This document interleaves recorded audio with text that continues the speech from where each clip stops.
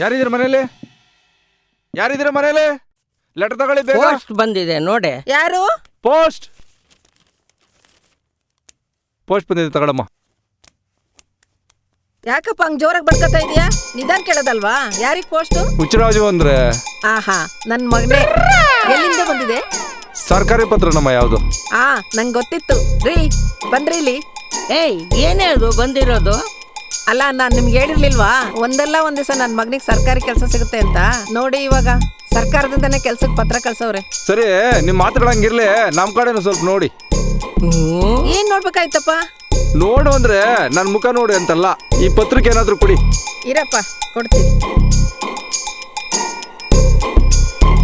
ತಗೋಪ್ಪ. ಸರಿ ತಗೊಳಮ್ಮ. ಕೊಡಪ್ಪ. ಸರಿ ಬರ್ತೀನಮ್ಮ. ಆಯ್ತಪ್ಪ.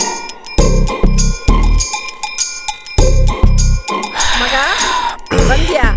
ಸರ್ಕಾರದಿಂದ ನಿನ್ಗೆ ಯಾವ್ದೋ ಅಪಾಯಿಂಟ್ಮೆಂಟ್ ಆರ್ಡರ್ ಲೆಟರ್ ಬಂದಿದ್ಯಪ್ಪ. ನನ್ಗ ಅಪಾಯಿಂಟ್ಮೆಂಟ್ ಲೆಟ್ರ ಯಾವ್ದಿಲ್ ಕೊಡೋ ನೋಡ. ಇಲ್ಲ, ನಾನೇ ನೋಡ್ತೀನಿ. ಅಯ್ಯೋ,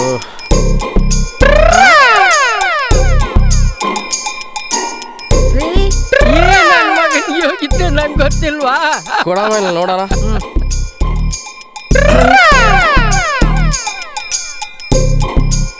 ಹುಚ್ಚ ಊದಿದ್ಕೆ 1000 ರೂಪಾಯಿ ದಂಡನ.